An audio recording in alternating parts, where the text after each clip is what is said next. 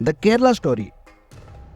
केरळ हे विविध मार्शल आर्टसाठी प्रसिद्ध आहे. कलरीपायटूचे प्रशिक्षण देताना काही मुख्य टप्पे आहेत.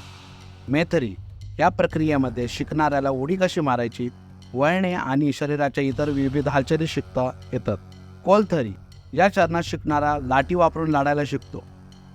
अंकतरी काठी लढवण्यात उत्कृष्ट कौशल्य प्राप्त केल्यानंतर व्यक्ती चाकू, ढाल आणि तलवारी यासारखी धातूंची शस्त्रे वापरण्यास शिकते. वैरुमाकी कलारीपायटू शिकण्याची ही शेवटची पायरी आहे.